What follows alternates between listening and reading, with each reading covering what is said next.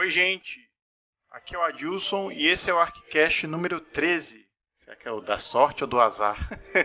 E hoje a gente vai discutir um pouco se há ou não essa rivalidade entre arquitetura e engenharia. A gente trouxe aqui como convidadas, olha só, duas engenheiras, o que também eu acho bacana, porque é raro você ter engenheiras no mundo da engenharia, e elas toparam bater esse papo ou comprar essa briga nesse cast aqui. Eu tô aqui então hoje com a Simone e com a Silane, a dupla sertaneja da engenharia. Eu vou deixar elas se apresentarem. Boa noite, Simone. Boa noite, aqui é a Simone, engenheira civil, professora de sistemas estruturais, uma matéria que os alunos odeiam, mas eu faço o possível para ficar bacana para eles. E é um prazer estar aqui com vocês, pessoal. Obrigado, Simone. E a Silane também, Silane Matos. Boa noite, Simone. Silane, eu. Meu Deus. De novo. Boa noite. Tá difícil. Tô aqui também com a Silane Matos. Boa noite, Silane. Boa noite, Adilson, tudo bem? Então, eu sou professora também de um curso técnico do estado do Rio de Janeiro, que é um desafio. Trabalhei em obra também bastante tempo e tamo aí. Legal. E junto comigo aqui para questionar esse povo todo tá o Rafa. Boa noite, Rafa. Boa noite. E agora a gente vai para os nossos recadinhos, leituras e outras cositas más.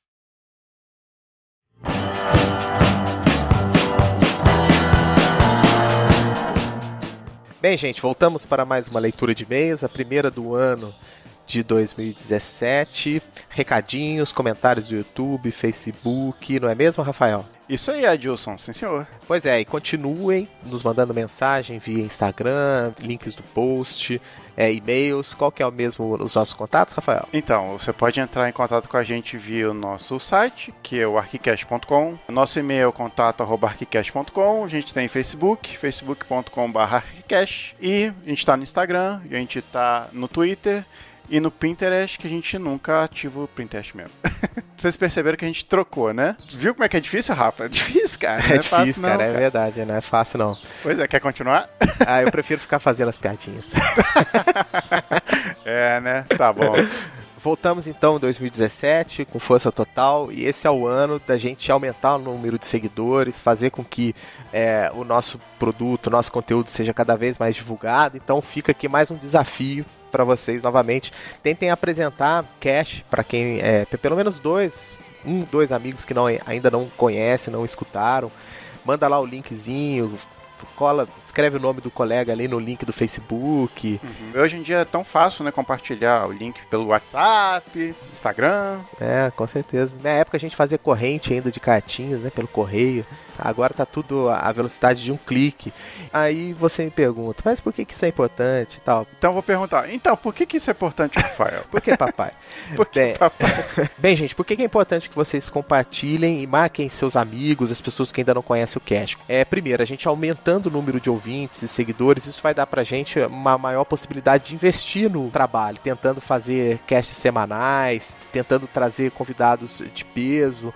Então isso tudo favorece a qualidade do conteúdo que a gente está desenvolvendo aqui para vocês. Isso aí, com certeza. Bem, agora a gente vai para algumas notícias.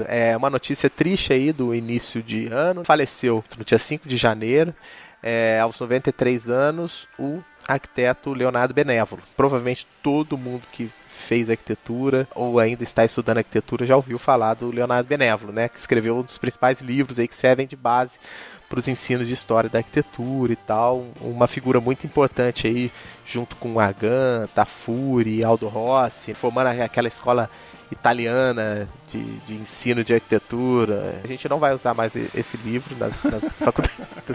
Não, sacanagem. Mas ele marcou aí uma maneira muito importante que o século XX estudou a história da arquitetura. Caro Rafael, temos recadinhos aí? Temos o Márcio Andrade, nosso caríssimo colega, falou o seguinte: Smurf, Rafa Guará. Você é chamado de Guaraná, Rafael? Não. É porque um chama o outro de Guará, porque ele é de Guarani, né? E eu sou de Guaratinguetá, então os dois são Guará, entendeu? E aí Guará, Guará. Olha só, entendi. Entendeu? Ele fala o seguinte: Smurf, no caso sou eu, Rafa Guará e Renata, muitíssimo obrigado por me acompanhar nas minhas viagens de trabalho. Acompanhei todos os casts ao volante e fecharam o ano com o 12º, que foi ótimo. Só pude escutar ontem e por isso desejo e peço que continue em 2007. Vocês 3 convidados arrebentaram. Um grande abraço. Pô, Marcinho, obrigado. A gente tá sempre tentando melhorar e tamo aí, né? Primeirão. Esse é o primeirão de muitos. Temos aqui um recadinho da Aline Cruz, que já participou de um cast sobre cidades. Está aqui. Oi, querido. Provocadora sua questão. Minha sugestão é, numa próxima oportunidade, abordar a questão do belo na perspectiva de Michel Dufresne, que associa estética e filosofia. O debate que ele propõe sobre a experiência estética, acredito, é bastante completo por tratar tanto de atitudes críticas e atitudes sentimentais na conceituação de objeto estético. Isso se aplica perfeitamente à cidade e à nossa forma de nos relacionarmos com elas. Abraço, Lili. Esse assunto é amplo, né? É um tema que a gente tem que estar na nossa lista aqui também, né? Qual que é a noção do belo? A noção do belo na arquitetura. Até pensando no post do Instagram. Ai, meu Deus. A gente começa a conviver com a pessoa e você começa a ter o raciocínio que o Rafael tem, cara. Oh, meu Deus. Bem, gente, então a gente fica por aqui. Fiquem agora com o Cash e feliz 2017 pra todo mundo. Vamos que vamos. Não é mesmo, Rafael? Isso aí. Um abraço pra todos e até daqui a 15 dias. Falou. Alô. Nossa, foi. Aleluia.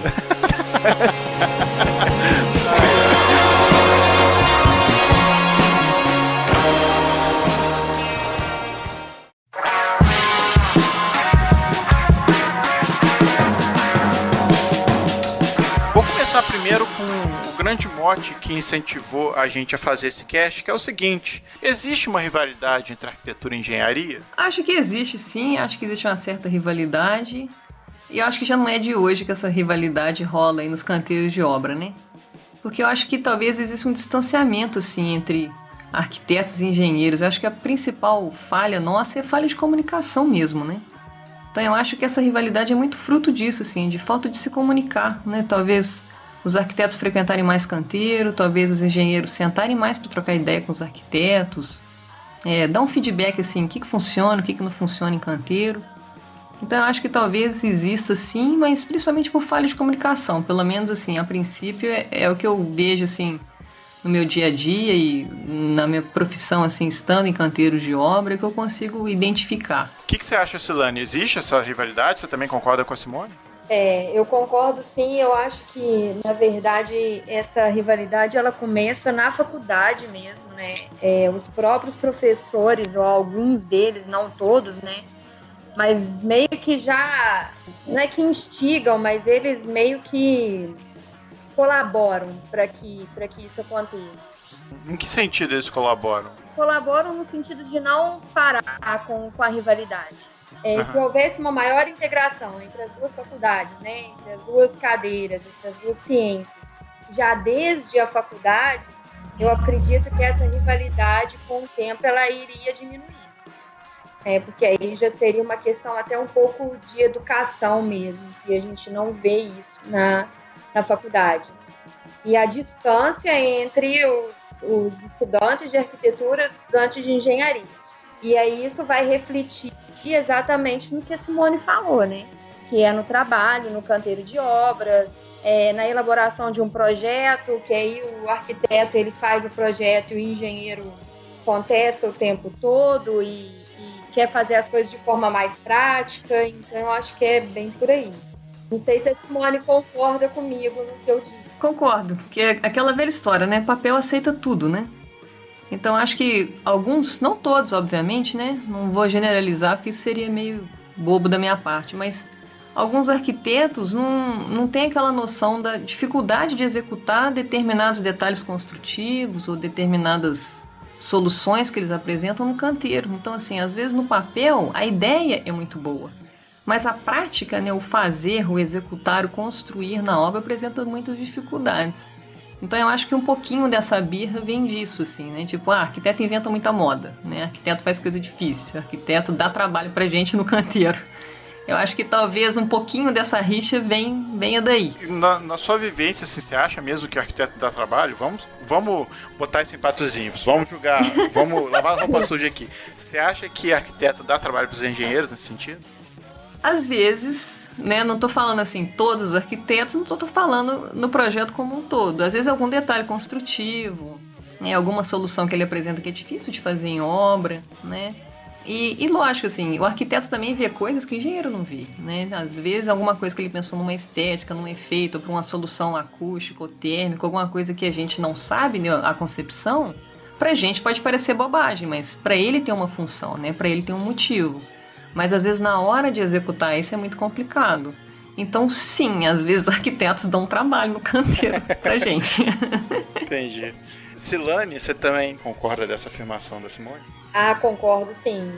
Eu trabalhei numa obra numa edificação, um prédio de alto luxo, aqui em Três Rios, e era uma briga, viu? Porque além de ter esse problema do arquiteto, eu não lidava só com um arquiteto, né? Eram vários arquitetos. Então, surgia mesmo essas questões, exatamente como a Simone falou. Eles vinham com certos detalhes que às vezes era muito difícil da gente executar, e alguns deles não tinham a paciência de sentar, conversar e tentar chegar num consenso, né? Porque eu acho que isso é importante também. Não é porque o arquiteto chega com uma dificuldade que o engenheiro também vai, isso é difícil, a gente não vai executar. Tem que os dois sentarem e construírem isso juntos. E às vezes o arquiteto ele não tem essa disponibilidade. Às vezes ele não quer ter essa disponibilidade de sentar com o engenheiro e discutir. Eu não sei se a Simone já reparou isso também, mas eu já vivenciei isso em algumas obras. Eu já vivenciei isso e eu acho que é uma outra dificuldade também, assim, é justamente o que eu falei no início da nossa conversa aqui. Eu acho que às vezes falha a comunicação entre as partes, sabe? Arquiteto frequentar mais o canteiro, ver como as coisas são executadas. Tem muito arquiteto que é arquiteto de AutoCAD, fica sentado na prancheta o dia inteiro, só projetando, e não bota nem o pé no canteiro. Então ele acompanha o dia que escolhe o terreno e o dia que inaugura a obra, mas e o que acontece entre essas duas pontas, né? E como botar aquilo de pé, né? Então eu acho que se ele acompanhasse a execução e visse as dificuldades, né, que é para fazer aquilo no canteiro, talvez até ele buscasse outras soluções, aprendesse alguma coisa na execução do canteiro, conversasse mais com os engenheiros. Eu acho que seria uma troca muito, muito rica, né? E explicar também o conceito deles pra gente, né? Então assim, por que ele pensou aquilo? Qual a origem daquilo? Até pra gente falar, não, peraí, isso é importante, vamos buscar uma solução, vamos construir. Vai ter que sair de algum jeito.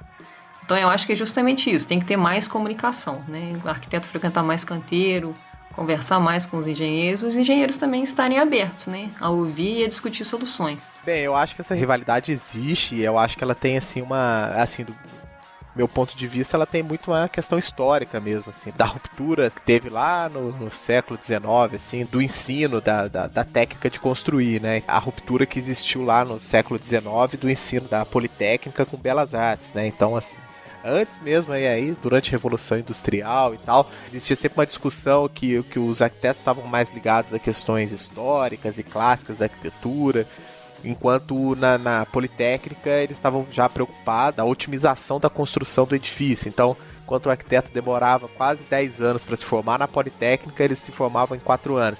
Então acho que ali nasce um pouco essa rivalidade e assim, eu acho que ela é a cada período sempre alimentada por outras questões que vão surgindo aí, de sobreposição de atribuições, né, e por aí vai. E instigado também dentro das escolas, né, da formação do arquiteto e do engenheiro também, né. Tem um fato histórico também que os arquitetos deram um vacilo, né?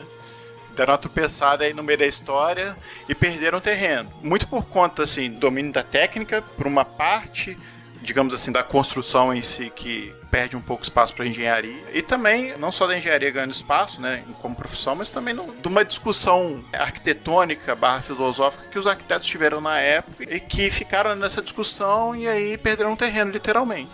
Né? É um pouco também a culpa do próprio arquiteto nessa questão histórica. E hoje é engraçado porque parece que é uma rixa de famílias, né, assim. Parece uma coisa meio Game of Thrones, assim, sabe? Que vem de décadas. Ou Romeu e Julieta, que vem carregando, sei lá, bandeiras de famílias diferentes. E aí você cresce falando assim, ó, não mexe com aquele sujeito não é boa pessoa, tal. E isso vem da faculdade, né? Muito da experiência pessoal que eu tive foi de professores que falam da falta de pragmatismo dos arquitetos, né, em relação à construção.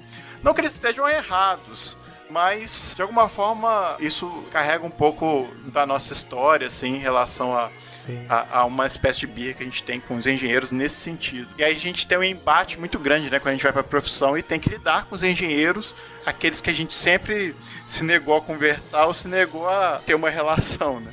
Ela se torna complicada nesse sentido, né? E aí a gente vê que muitas vezes lidar com a profissão, algumas coisas são completas bobagens, né? E outras são importantes mesmo que a gente discuta e a gente falta conversar em relação a isso. Estava pensando a respeito da criação do CAL, né? Ah, sim. Separação dos arquitetos. Isso também eu vejo como problemático, até na questão das atribuições, né? Quando você lê as atribuições do arquiteto e do engenheiro, como, né, vocês já falaram.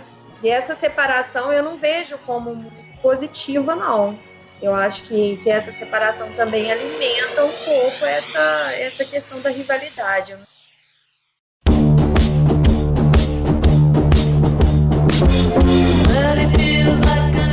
A gente já começou a falar um pouquinho da história, como é que a engenharia se tornou uma profissão importante na construção. Eu acho que mais importante, talvez, que a gente dê uma pitaco aqui sobre a parte histórica, é de saber como é que é a formação da engenharia em relação à sua profissão. Como é que é a formação do engenheiro hoje? Eu não sei hoje, porque eu já formei tem uns anos. Mas na minha época, né, parecendo velho falando, na minha época... No século passado, né? No século XIII. Lógico, assim, o nosso foco realmente não é projeto. Projeto a gente vê de maneira muito superficial, né? A gente vê mais a fundo matérias mais técnicas, cálculo estrutural, instalações elétricas, hidráulicas. A execução propriamente dita, né? Como lidar em canteiro, materiais de construção e tudo.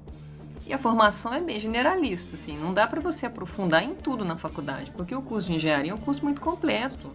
Ele abrange 4 grandes áreas, pelo menos na minha época, lá no século XIII, era assim, né? Então era transportes, topografia, hidráulica e saneamento, estruturas, né? Cálculo estrutural de modo geral e tudo ligado à construção civil. Então, assim, nas eletivas você escolhia uma área que fosse mais do seu agrado, né? Uma coisa que você se identificasse mais. Mas mesmo assim, o conhecimento não é tão aprofundado, né? Você teria que, ao longo da sua vida profissional, buscar mais conhecimento. É isso, assim, é bem generalista, mas te dá uma base boa em várias áreas. E aí, ao longo da vida, você se aprofunda, né? Dá para fazer uma ponte interessante. No primeiro ArchiCast a gente falou um pouco sobre a formação do arquiteto e tal, mas a gente vive o mesmo dilema. O PA, né, o projeto, ele fica lá como a ponta do iceberg, lá onde os alunos de fato praticam. E muito curioso essa ideia de um projeto e que conduz a formação é muito lá das escolas antigas de engenharia que trabalhavam muito em cima dos projetos também, de pontes e tudo mais. Inclusive essa disciplina de pontes perdura até hoje nas disciplinas da engenharia, né? Nossa, pontes era um pesadelo, assim. Eu quase não me formo por causa de pontes. Eu recebi a minha nota de pontes no dia da aula da saudade, rapaz. O negócio foi tenso. É sério? Foi à tarde recebendo nota e comemorando à noite. É o mesmo dilema que a gente vive. São grandes áreas que a gente estuda, o urbanismo, a questão do patrimônio, a história, a teoria da arquitetura, e eu vejo assim que tem muito mais proximidade, assim, apesar, claro, de uma ruptura, uma diferença aí na formação e na atuação, a gente está falando do mesmo, quase que de um mesmo ofício, né, que é a construção dos edifícios e da cidade, né. O meu século foi um pouquinho mais, um pouco mais recente, brincadeira. Não teve tanta diferença, assim, a não ser a questão de pontes, de onde eu me formei. Pontes já era uma disciplina eletiva.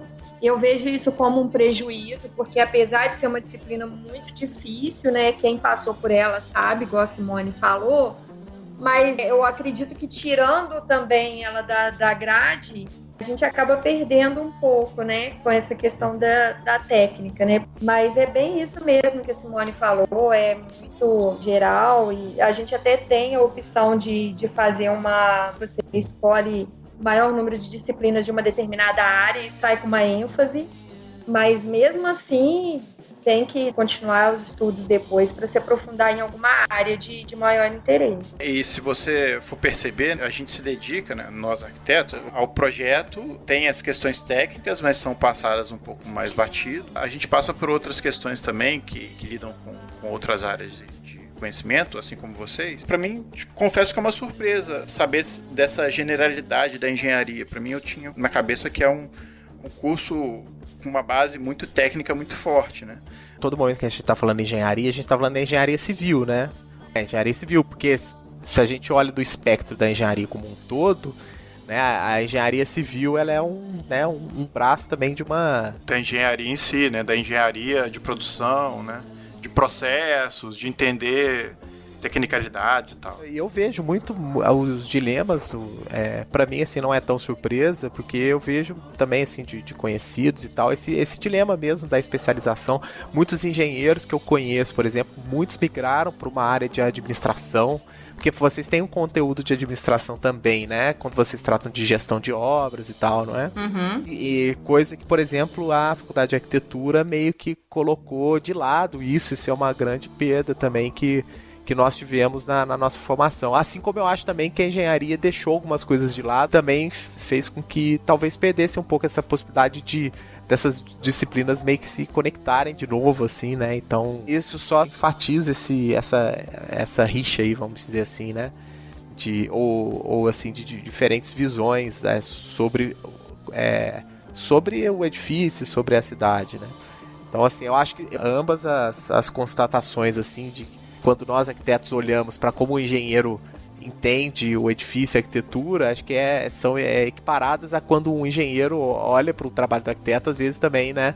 E pensa assim, pô, esse arquiteto deixa de pensar em questões que são elementares de uma questão de estrutural para que aquilo fique de pé, por exemplo, né? Então acredito que a Simone lide com isso diariamente também, assim, orientando trabalhos. Isso é um problema nas aulas, os meninos empolgam. Tá certo, são alunos, ainda estão bem crus, né? Estão aprendendo, então não é pra isso mesmo.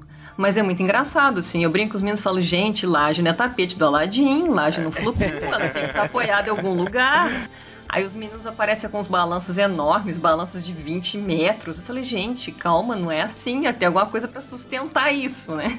Quando isso parte de uma certa processo de aprendizado do aluno, ele é cru em determinadas questões, é natural a gente entender isso. Mas quando isso é algo que é negado durante o ensino, assim, que deixa de ser um princípio elementar, né?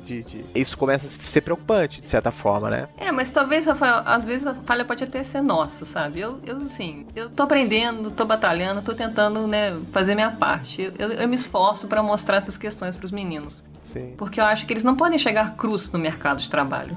Uma coisa ele vinha com o tapete do Aladim na minha aula de sistemas, outra coisa ele vinha com o tapete de Aladim no escritório e apresentou uma solução assim para um cliente. Então eu acho que pelo menos, né, uma base ele tem que sair da faculdade. Eu acho que nós, professores de sistemas estruturais e matérias mais técnicas, a gente tem esse dever mesmo de educar e mostrar como é que é prática, como é que é realidade, o quanto essas matérias técnicas mais ligadas à engenharia são importantes para um projeto arquitetônico. Então acho que é uma cruzada mesmo, né, assim, de evangelizar os meninos nesse sentido, sabe? Tipo, não esquece da estrutura, não esquece da parte técnica, né? Não é só...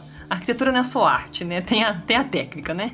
E aí eu acho que a engenharia em si, os engenheiros, no sentido de ser os professores engenheiros, como a Simone e a Silane são, tem esse papel de botar os alunos com o pé no chão, literalmente, né? Nesse sentido, a rivalidade acaba acontecendo, mas a rivalidade professor-aluno, ela acontece, mas ela é natural em qualquer disciplina. Eu digo no sentido de trazer essa realidade direta para os arquitetos e até entender que a arquitetura precisa de um pragmatismo também. A nossa grande dificuldade talvez seja pensar de forma mais pragmática assim, na academia, para que isso também seja incorporado no dia a dia, né, no nosso dia a dia.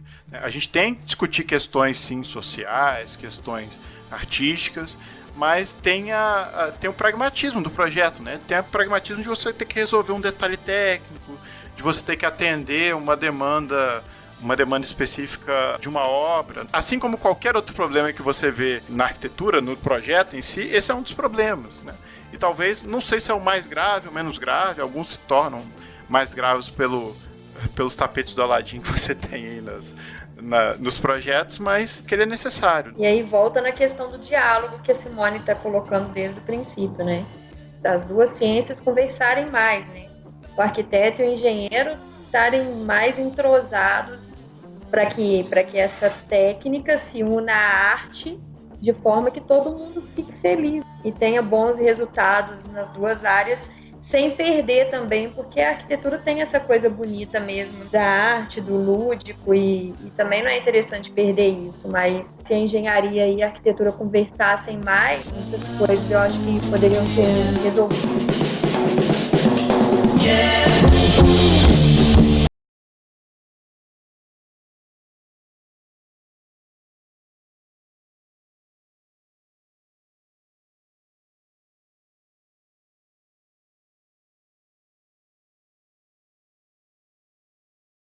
esse diálogo que é necessário entre arquitetura e engenharia? Onde esse diálogo é falho? Olha, eu particularmente, assim, o que eu observo, eu acho que essa falha está muito na concepção do projeto. Eu acho que é um momento que as duas disciplinas tinham que conversar mais. Volto na brincadeira, né? Papel aceita tudo. Então, assim, na hora de fazer projeto, vai lançando tudo no papel.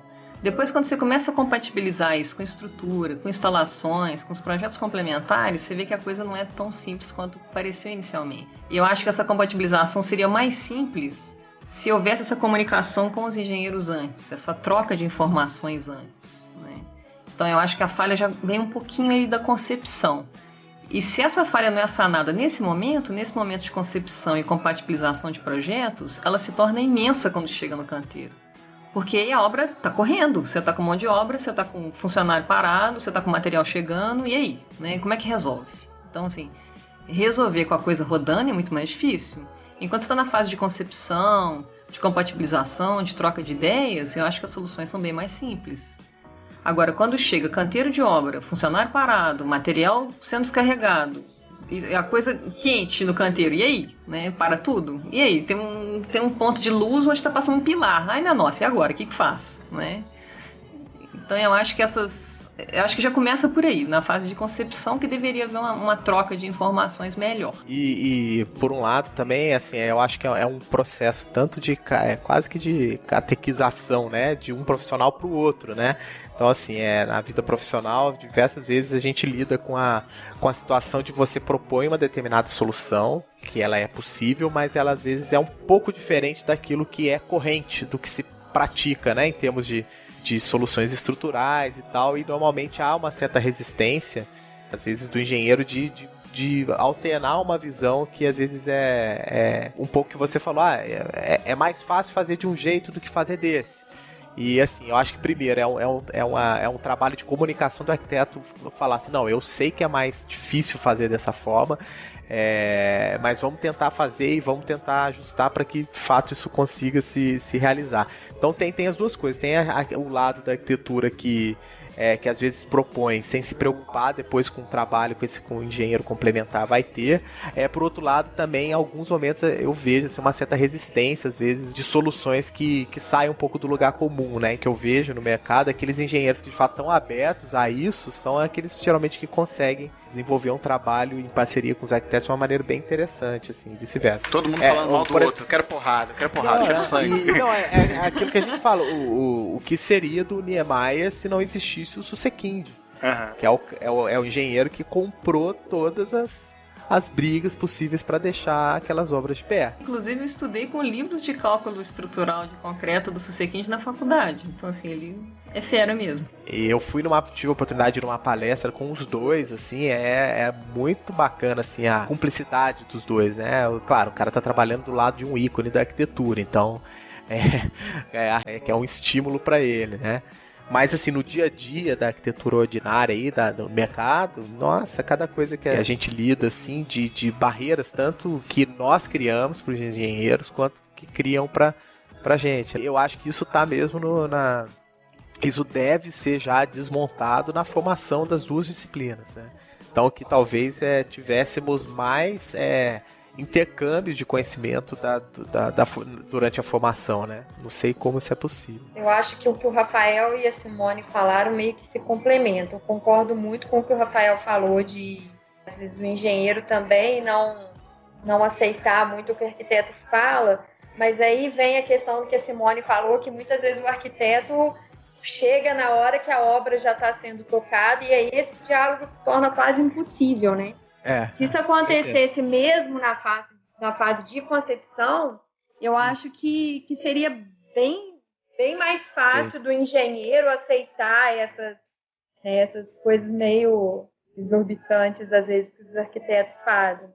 E enquanto a obra está sendo executada, o arquiteto chega e aí acaba tendo até uma briguinha de ego mesmo. E a coisa se complica e todo mundo sai perdendo.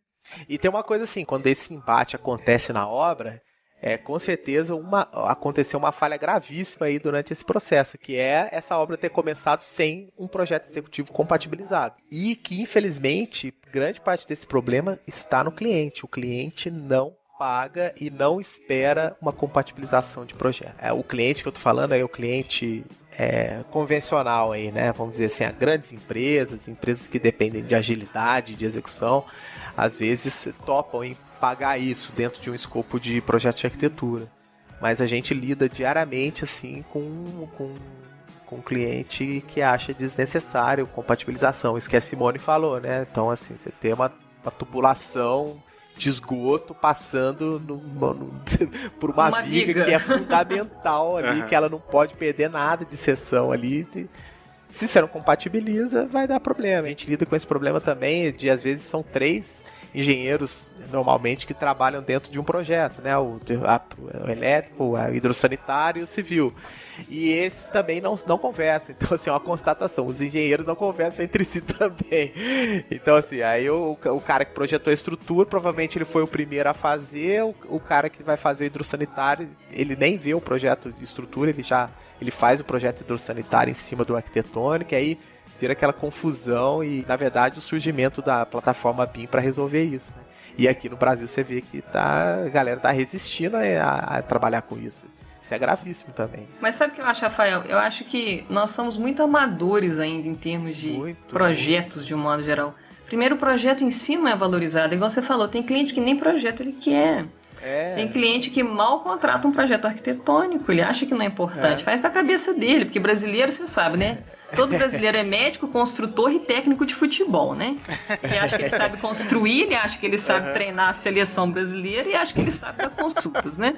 E Facebook agora é psicólogo também. Psicólogo também, né? Então, assim, pra que projeto, né? Tem um pedreirão lá, o Sozé, pedreirão, muito bom. Vou chamar o Sozé, vou trocando uma ideia aqui, rabisco um papelzinho de pão, o Sozé bota a casa de pé, né? Então, eu acho que essa também é uma falha, assim, Não vamos falar mal de arquiteto agora não, vamos falar mal de cliente, né? Cliente. A gente foi para a zona de conforto agora. Vamos falar agora vai para a zona de conforto.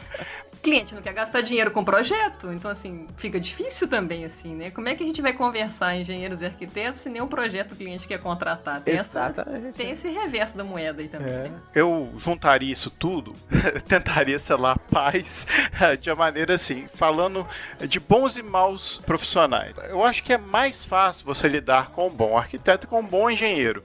E não é o cara bom que ele consegue um vão inimaginável para essa laje aqui. Não é isso. É o cara que tem a noção do conhecimento da outra profissão e sabe dos limites, das vantagens de cada um. O engenheiro que sabe que um arquiteto ele tem o conhecimento mínimo da técnica, entende o que o arquiteto está querendo propor, e aí propõe esse diálogo. Olha, tudo bem, você quer esse vão aqui, eu não posso fazer com essa viga, com esse pilar desse tamanho, eu consigo com um pilar maior. E aí, cabe no seu projeto? Então, esse diálogo, de alguma forma, ele é construído por profissionais que tentam entender o outro lado da profissão. E aí, quando você chega para profissionais ruins, um engenheiro ruim, de repente, é aquele cara que não olha desenho. Ele vai lá, não olha para o projeto e faz do jeito que ele acha que é. Ao mesmo tempo, do arquiteto, que geralmente não faz o mínimo da estrutura possível para que aquilo fique em pé. Os melhores profissionais são aqueles que minimamente conhecem um pouco das duas profissões, né? A gente depende de bons profissionais para esse diálogo acabar acontecendo de uma melhor forma, né? Eu acho que o bom profissional sempre vai estar aberto ao diálogo, que é justamente, né, o que a gente sempre volta aqui na nossa conversa, né? O bom profissional ele vai querer aprender com outro profissional. Eu adoro conversar com um arquiteto que possa me ensinar coisas, que possa me mostrar, né, o que ele pensou, o conceito dele. Eu acho bacana essa troca, né, de alguém que tem um conhecimento que eu não tenho. Então, o bom profissional, eu pelo menos penso assim, ele sempre vai estar aberto ao novo, sempre vai estar aberto a aprender, a dialogar e a buscar uma solução comum. Porque, afinal de contas, você está ali buscando a solução para o cliente, né? Então, o cliente tem que ficar satisfeito. Então, essas duas partes têm que interagir, têm que conversar e buscar essa solução. Então, eu concordo com você. Eu acho que quando há bons profissionais, eu acho que essa rixa fica um pouquinho de lado, assim, porque há o diálogo, né? Eles buscam uma solução comum, eles buscam chegar num projeto bem executado, né? Então, as duas partes estão ali motivadas para fazer aquilo dar certo.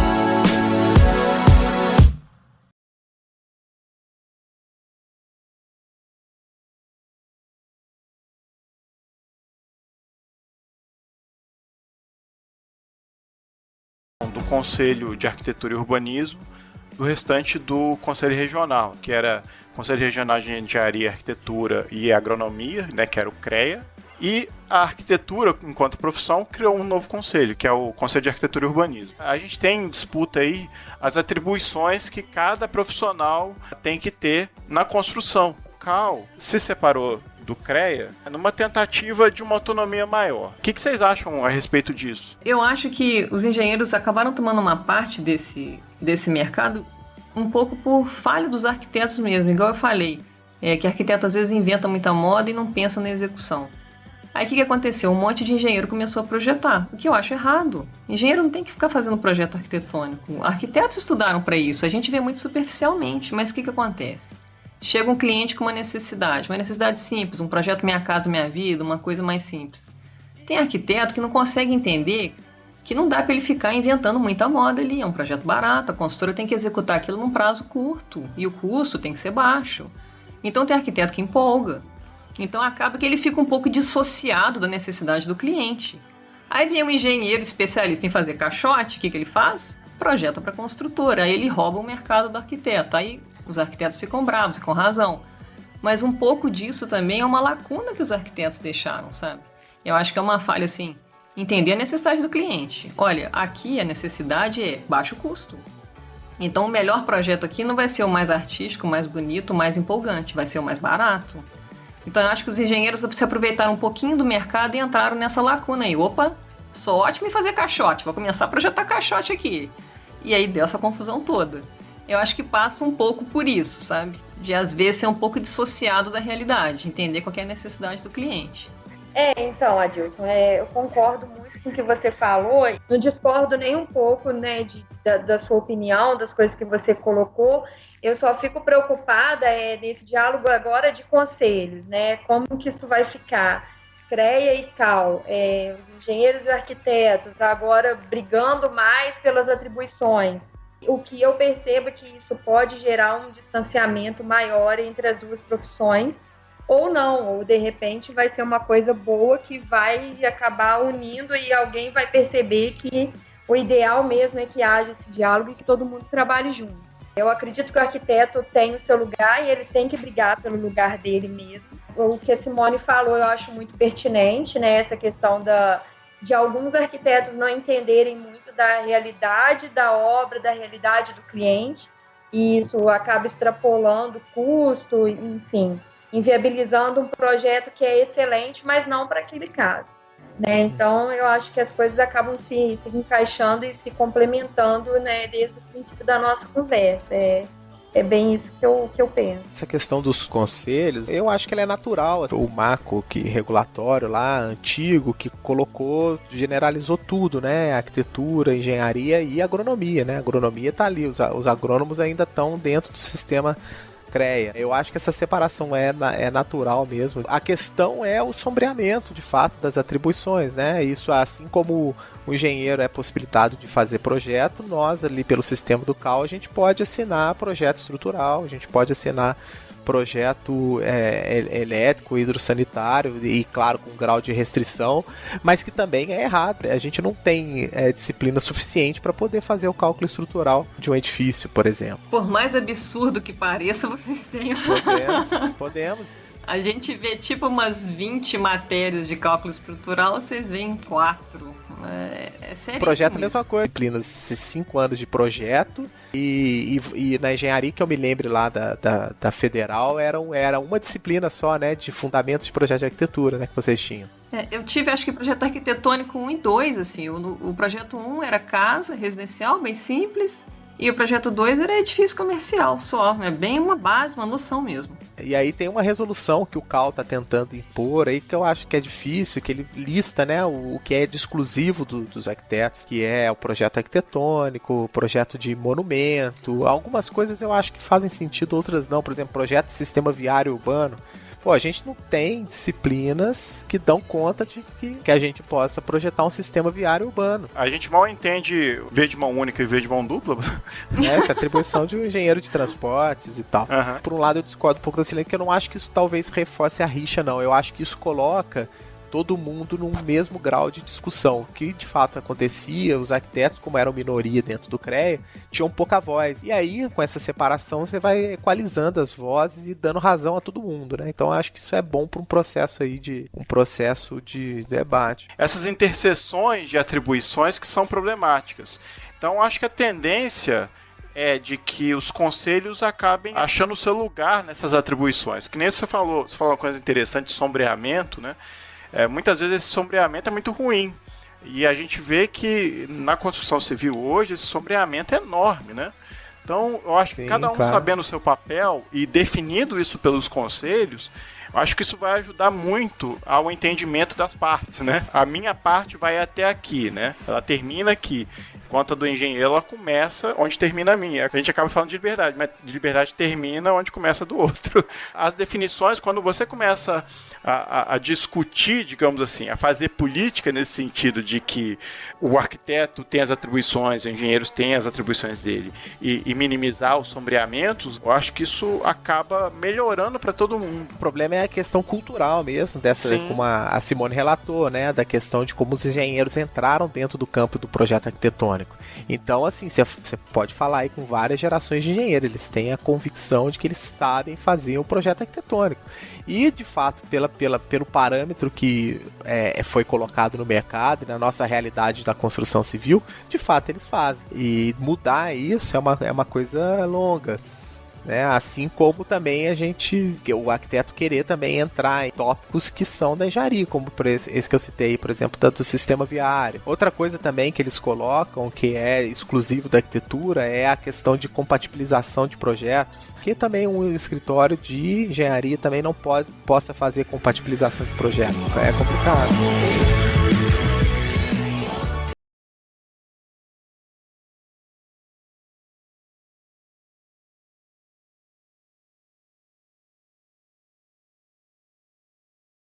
Para contar a respeito de obra em relação a essa confusão entre engenharia e arquitetura? Nossa, você tinha que ter me perguntado isso antes para eu pensar. Perguntar de pronto assim, provavelmente tenho, mas é difícil lembrar assim de pronto, né? Mas às vezes tem essas falhas de comunicação assim, às vezes o arquiteto inventa umas modas, acontece sim. Às vezes a gente faz raiva neles também. Mas de pronto, assim, realmente você me pegou, não lembro. Uma vez no escritório, a gente enviou um projeto para o engenheiro, né, fazer o cálculo estrutural. E o projeto ficou 2 meses com o engenheiro e tal. Quando voltou o projeto, cara, a gente começou a compatibilizar, falando, nossa, não é possível, cara. O que aconteceu, né, com isso e tal. Aí a gente ligou pro engenheiro. O que houve? Tá vendo? Teve várias questões, a gente anotou aqui e tal. O que aconteceu, né? Você deu uma olhada nos cortes e tal? Ele, não. Ele, numa tranquilidade, disse, não, é que eu abri só o arquivo das plantas baixas. Então, eu fiz o estrutural em cima das plantas baixas. E assim, era um projeto que tinha uns balanços, tinha alguns momentos que ele teria que fazer umas transições, viga invertida e tal, e isso passou batido, porque, ele não abriu o arquivo de corte.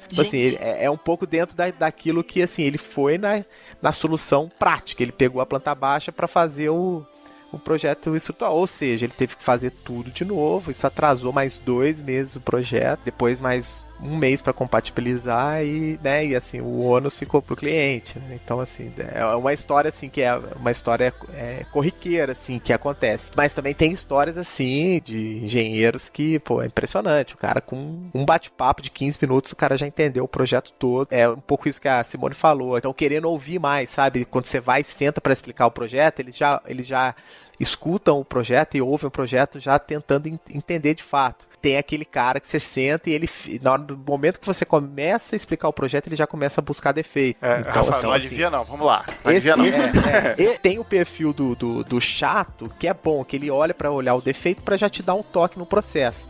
Mas às vezes esse chato se torna chato quando ele não se abre para ver o que aquele projeto está propondo em termos de solução estrutural. E com certeza é muito melhor lidar com os engenheiros que eles já estão totalmente dispostos a absorver aquilo que você propôs e te dar a dica no momento certo, e eu vejo que isso varia muito com a experiência do engenheiro. Uma grande dificuldade que a gente tem, e isso eu falo muito com os meus alunos, não deixa de colocar informação no projeto, cotas, medidas, ângulos, dimensões, especificação de material. É muito difícil você estar no canteiro de obra precisando executar alguma coisa. Qual que é o tamanho disso?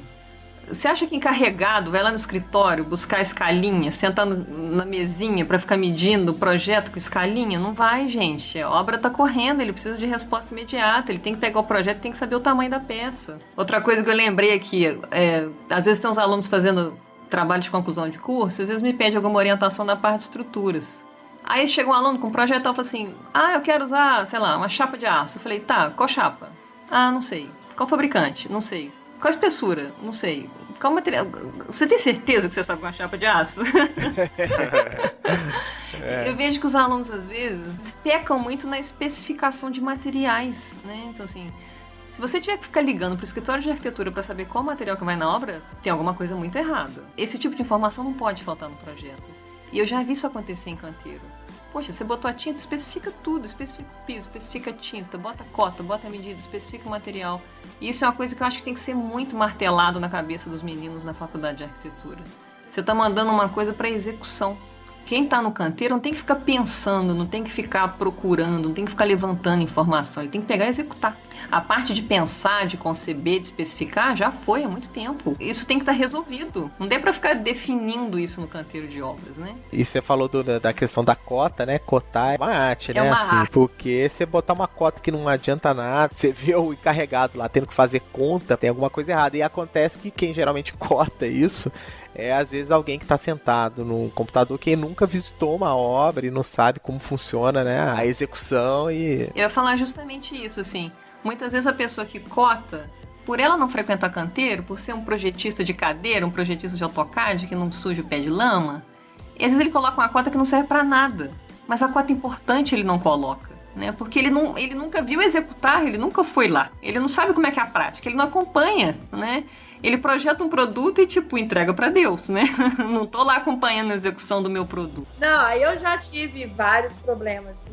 Essa questão de cota é frequente, né? Do encarregado ter que ficar medindo o projeto na hora da execução, porque falta cota. Tive um problema o arquiteto foi muito feliz na concepção do projeto, o projeto arquitetônico era lindo, a fachada era maravilhosa, mas ele não pensou nos condensadores do ar-condicionado.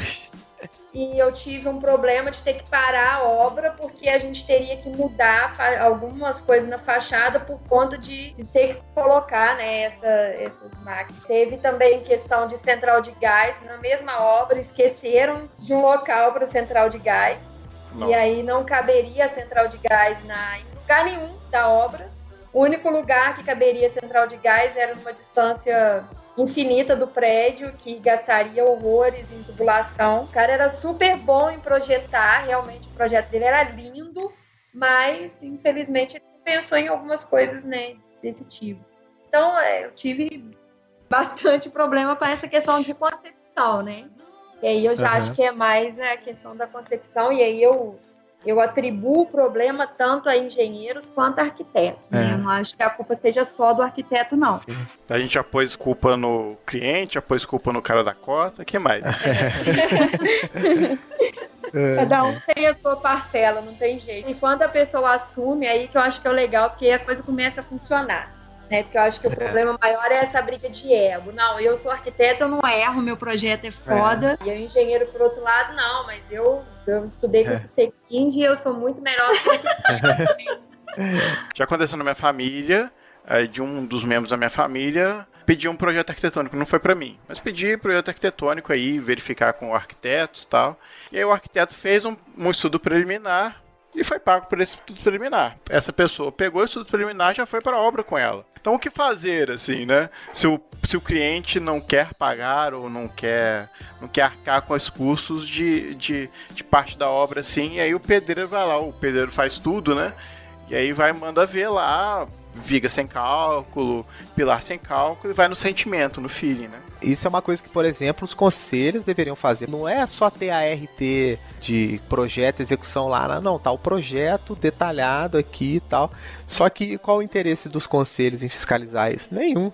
Eles querem aumentar a receita lá com anuidade e RT. Fiscalizar as práticas detonam com o mercado nesse sentido, né? Hoje é totalmente possível você começar uma obra, um projeto de prefeitura e uma RT. Um projeto de prefeitura não tem informação nenhuma de estrutura, de nada, né? Então isso é... Canso de ver isso. Construtor executando com um projeto de prefeitura e acha que tá muito bom. E manda ver. Isso é super comum. Nossa, já vi cada coisa, auditoria do Arco da Velha. O povo não tá nem aí, não. Eu trabalhei numa empresa que trabalhava com licitação. A gente fazia o chamado projeto básico. O projeto básico tem algumas informações lá de executivo, mas na verdade é um estudo preliminar enjambrado. E isso ia para licitação. E aí o que acontecia? Quando você manda um projeto para licitação com um projeto básico só, você consegue minimamente fazer um orçamento. No meio do processo, a consultora descobre que ela vai ter que usar mais concreto do que está lá no projeto que ela calculou. E aí pede aditivo de tempo, ou pede aditivo de preço. E aí começam os problemas de toda a construção de licitações do país. Na empresa que eu trabalhava, a gente pegava um modelo comum, assim, um modelo que toda licitação previa. E hoje, com agora as licitações não precisando ter projeto executivo, isso é um erro grotesco, assim, isso é um atraso danado. E esse tipo de procedimento é o que abre brecha para os aditivos, né, e essas obras... superfaturamento de obra. Superfaturadas, Tem uma história engraçada que é a primeira vez que o governo levou para os chineses, né, o projeto do TGV, né, que é Rio-São Paulo, né, os caras perguntaram, e aí, e o projeto? Deles, não, a gente tá com um projeto básico aqui, aonde que ele vai passar e tal. Os caras falaram, não, mas deram risada na cara do pessoal, falaram, gente, como é que eu vou investir em alguma coisa, eu não sei quanto de terra eu vou ter que desapropriar, o que eu vou ter que fazer de ponte, de túnel e tal. E é assim que os caras fazem. Esse tipo de licitação dá brecha para pequenas empresas conseguirem ganhar essas licitações, porque elas não fazem ideia do quanto vai custar aquele negócio, e aí elas falam assim, não, vamos pegar de qualquer jeito, bota um preço pequeno, você lida com profissionais que não estão necessariamente experientes com aquilo, e aí acaba que vira um Frankenstein a obra, né? O terceiro culpado é esse, a licitação em obra pública. Vamos falar mal da licitação agora.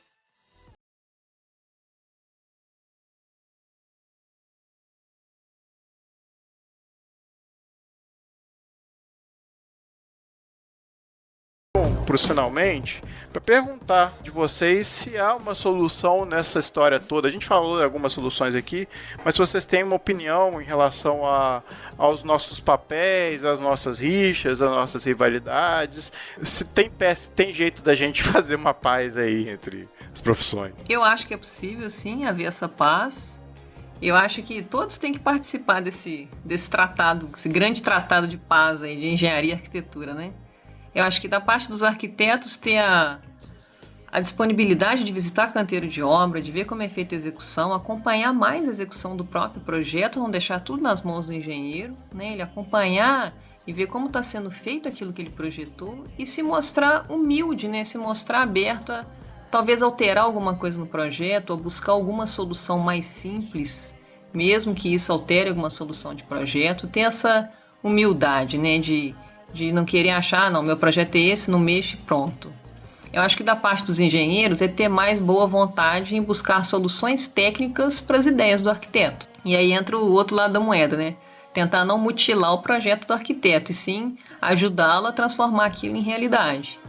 E por último, a parte dos clientes, né? Eu acho que infelizmente a gente vive num país que não dá tanto valor ao conhecimento de projeto, as ideias de um modo geral, a parte técnica. A gente às vezes foca muito, a gente vê nas construtoras que as construtoras às vezes focam muito na execução, é muito prazo apertado, é muito vamos construir, mas e o pensar, e o planejar, né? Então acho que até clientes, pessoa física também, né? Eu acho que a pessoa se empolga, quer construir, quer fazer uma casa, mas elas não conseguem enxergar que o planejar é um bom negócio, né? Que investir em projetos, sejam eles arquitetônicos, né, idealmente feito por arquitetos, ou projetos complementares, vai economizar muito na execução da obra e vai garantir a qualidade na execução da obra. Então eu acho que da parte dos clientes, né, sejam eles construtoras ou pessoas físicas, é dar valor ao conhecimento.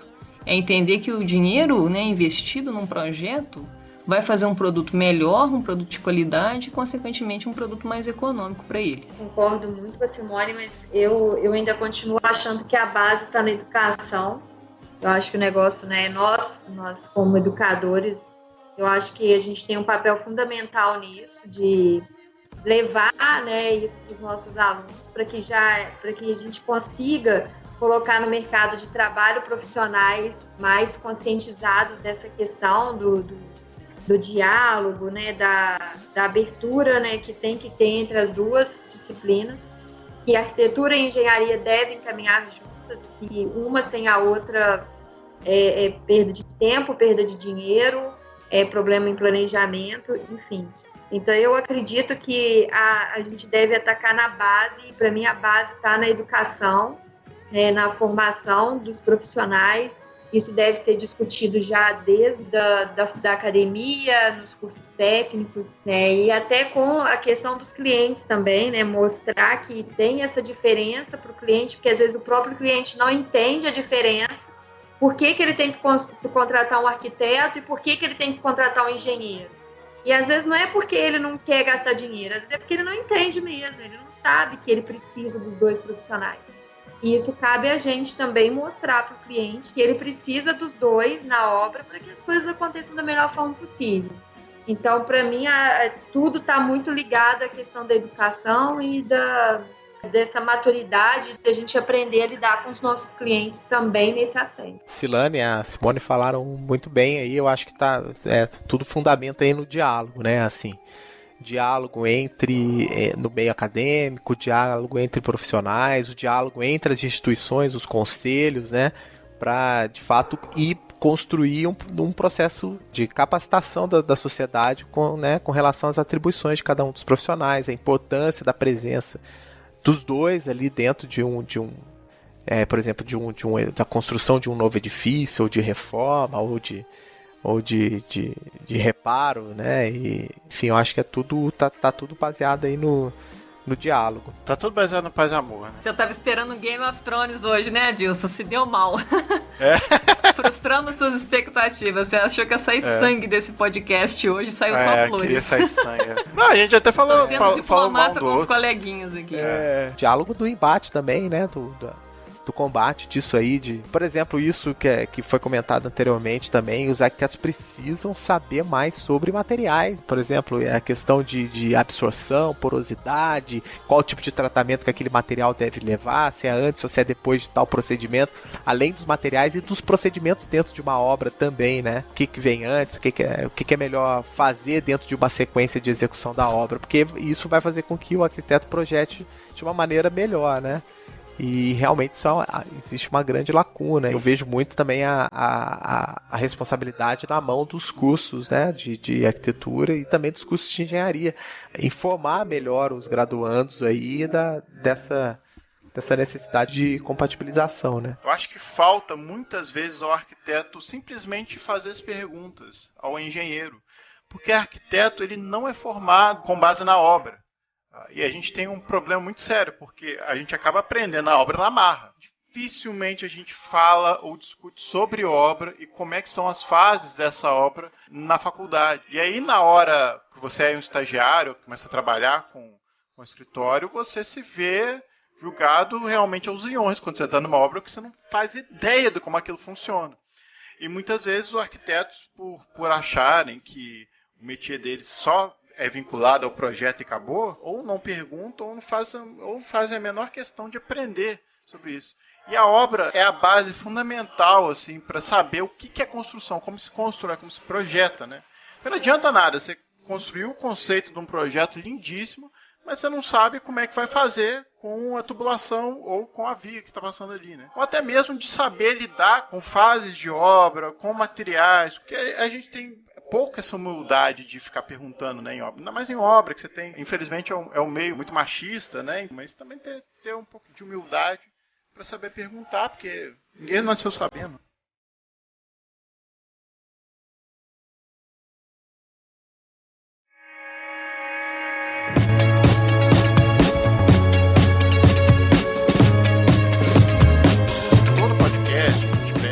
quem participou, para dar uma dica. Qualquer coisa que tenha ou não a ver com o podcast que a gente falou aqui.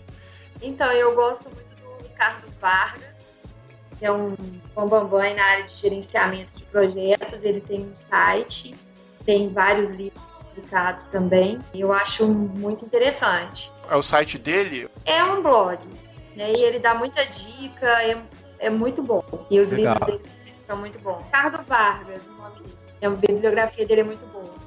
Ele tem podcast também? É Ricardo Viana Vargas? Isso mesmo.